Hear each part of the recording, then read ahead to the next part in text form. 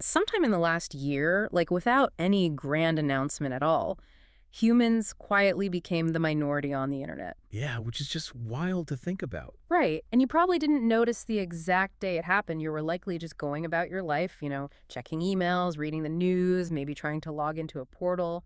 But behind the screens, a massive, invisible threshold was officially crossed. Exactly. So welcome to today's deep dive. We are looking at this massive collision of world events today. Yeah, because when you open today's stack of briefings, the ones from March 30th, 2026, you realize those neat little boxes we use to categorize the world are totally shattered. They really are. So our mission today is to help you make sense of a landscape where conflicts are scaling globally, artificial intelligence is breaking the definition of who's actually human online, and local school districts are caught right in the crossfire. And make sure you stick around, because we actually might just find an incredible, surprising glimmer of hope out in the wild. Before we jump in, though, we need to set a vital ground rule for our time together today. Right, yes. The briefings we are analyzing deal with intensely polarized, ongoing geopolitical and domestic conflicts. Specifically, the military campaign involving the U.S., Israel, and Iran, as well as federal funding actions by the Trump administration. Exactly. So to be completely clear for everyone listening, we are looking at this strictly from an analytical and logistical standpoint. We do not take sides or endorse any of the political actions or viewpoints mentioned. Right. Our job is simply to help you understand the facts and ideas exactly as they are reported in today's briefings by sources like Al Jazeera, CNN, NPR, and the Center for American Progress. Exactly. We just want to help you connect the dots. Okay, let's unpack this because we have to start by looking at the sheer scale of the global stage right now. Yeah, it's immense. We are officially on day 30 of the U.S.-Israel military campaign against Iran. And rather than seeing any kind of cool down, the front is actually widening. Right. Yemen's Houthi rebels have now actively entered the fray. Yeah, by firing missiles directly at Israel. And the regional escalation is immediate. But the direct implications for U.S. forces are what make the current timeline so incredibly precarious. Because of the warnings from Iran. Right. Exactly. We are seeing severe warnings from Iranian security officials stating that any U.S. ground invasion will be met with overwhelming force. Wow. And this rhetoric is escalating right as the USS Tripoli moves into the region. And that's the amphibious assault ship, right? Right. It's carrying 3,500 U.S. service members. So positioning that level of manpower just off the coast during active hostilities fundamentally changes the calculus of the conflict. There are attempts to pump the brakes, though. Like, there are talks happening today in Islamabad. Yeah, pulling together foreign ministers from Pakistan, Turkey, Saudi Arabia, and Egypt. Right. They are desperately trying to find some workable framework for de-escalation. But the narrative is totally fractured depending on who you listen to. It really is. Like, you have President Trump claiming that Iran has already agreed to, quote, most of a 15-point U.S. demand list. But then Iran publicly and very aggressively rejects that entire characterization. Right. Which basically signals to the international community that Iran intends to dictate the terms and the timing of any ceasefire entirely on its own schedule. But what is truly striking in the briefings today is the moral counter-narrative emerging from Vatican City. Oh, absolutely. Pope Leo XIV. Yeah, history's first U.S.-born pope. He used his very first Palm Sunday Mass at St. Peter's Square to deliver this forceful plea for peace in front of tens of thousands of pilgrims. He stated unequivocally that God is not a justifier of war. Right. He framed God as a king of peace who rejects violence and stands with the oppressed. Which is being widely interpreted globally as a direct moral rebuke of the U.S.-Israeli campaign. Yeah. And to really underscore this focus on humility and service over military might, he announced he's restoring the traditional Holy Thursday foot washing ceremony to the Basilica of St. John Lateran. It is a deeply symbolic move. He is leveraging centuries of religious tradition to force a conversation about the human cost of this escalation. But to understand how this impacts you, the listener, I kind of picture this whole geopolitical conflict like dropping a massive boulder into a pond. I like that analogy. Right. Like the war itself, the military action, that's the splash. It's central, it's violent. Yeah. But the ripples are hitting everywhere. The briefings note this is being called the largest global supply disruption since the 1970s energy crisis. Right. So that splash causes an oil price surge. Exactly. And the ripple travels all the way to your local rural school district, which suddenly realizes it can't afford the diesel fuel for its school buses this month. If we connect this to the bigger picture, The ripples in the technology sector are equally profound and, honestly, full of contradictions. How so?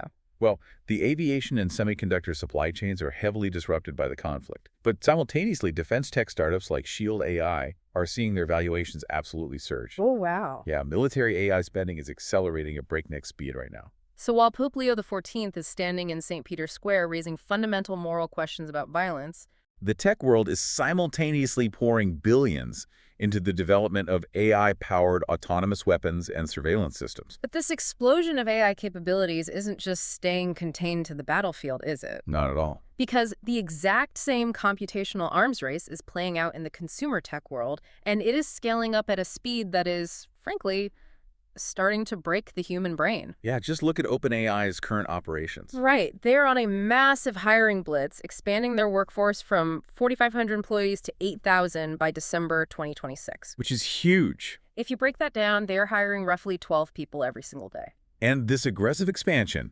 traces directly back to a code red directive issued by CEO Sam Altman back in December 20. Exactly. OpenAI is locked in an incredibly fierce competition with Anthropic for enterprise customers, Right. which basically forced a heavy pivot toward accelerating product delivery. They aren't just bringing on theoretical researchers anymore. Yeah, they are hiring sales teams, deployment engineers, and creating these technical ambassador roles. Right? Roles specifically designed to shove AI out of the lab and integrate it directly into corporate America. They are really building the heavy infrastructure for total integration. I mean, they're even partnering with North American building trade unions to construct dedicated data centers. Yeah, aiming for an astounding 10 gigawatts of computational power by 2030. Just to put that massive number in perspective for you, 10 gigawatts is enough electricity to power roughly 7.5 million homes. It's staggering. All of that energy is going toward training and running these models, and we are already seeing this integration hit our personal devices. Right, Google just rolled out its Gemini personal intelligence feature for free to all US users. Yeah. The paradigm of how we use the internet is shifting right in front of us. Yeah. Because Gemini isn't just a search bar querying the open web anymore. Right. It is now actively connecting to your personal Gmail, your Google Photos, your calendar, your Drive, and your Maps. It is designed to deliver highly personalized, context-aware responses. Now, it is opt-in and currently limited to English. Yeah. But the scale of millions of users suddenly having an artificial intelligence that actively reads and cross-references the private details of their daily lives is entirely unprecedented. I really have to push back on the broader tech narrative here, though. Oh, go for it. Well, if AI is supposed to make us so much more efficient, like to streamline our workflow and take tasks off our plates, why are we seeing reports of people totally burning out? That's a very fair question. Right. Boston Consulting Group just coined the term AI brain fry to describe the state of deep mental exhaustion knowledge workers are feeling right now. Yeah, AI brain fry. It reminds me of managing a brilliant but incredibly hyperactive intern. I love that analogy. Instead of just doing the work yourself and getting into a comfortable flow state, you are constantly context switching. You have to write the prompt for the intern, supervise their output, check for weird hallucinations, and then redo the parts they messed up. Right. It is just cognitively exhausting. The BCG data actually proves your intern theory completely. What's fascinating here is that the primary bottleneck in the AI arms race is no longer compute power or data center capacity. Really? Yeah, the bottleneck is human integration. Wow. The cognitive load required to supervise AI, to constantly switch your brain between natural human judgment and evaluating algorithmic output, is deeply taxing. That makes so much sense. When you have tools like Gemini accessing personal and professional lives at mass scale, the human brain simply isn't wired to manage that many parallel processes at once. Yeah. Our neural circuits are literally frying. So humans are retreating, like we're stepping back from the screens, rubbing our temples, dealing with AI brain fry. Yeah. But the internet itself isn't slowing down at all. If we are exhausted and stepping away, who is doing all the interacting online? This is where we cross that terrifying threshold you mentioned at the start of the deep dive. Right. According to a massive new 2026 report from Human Security, automated AI traffic on the internet now officially eclipses human activity. Here's where it gets really interesting, because the growth numbers are just staggering. They are. In 2025 alone, general AI traffic grew 187%.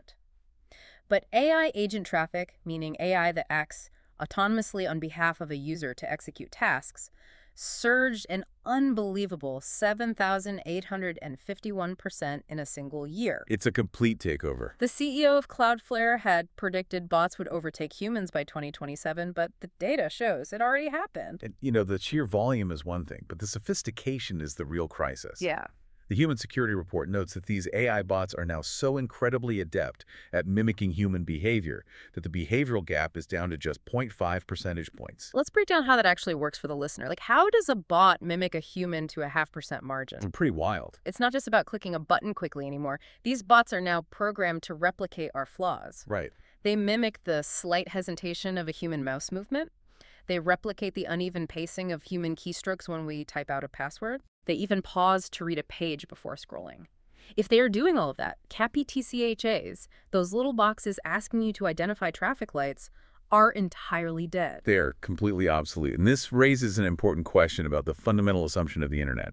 Which is? Well, we have always assumed that the user on the other end of a digital transaction is a human being. Right. There's no longer a safe assumption. The internet is now, at its core, a machine-to-machine environment. Think about it. An AI bot built by a scalper is out there rapidly negotiating and bypassing security with an AI bot built by Ticketmaster. Yeah. While you, the actual human being, are just the final exhausted wallet sitting at the end of the chain. It's true. Identity verification is no longer a solved problem. It is an active, highly vulnerable crisis. And if you want to see where this digital identity crisis is causing the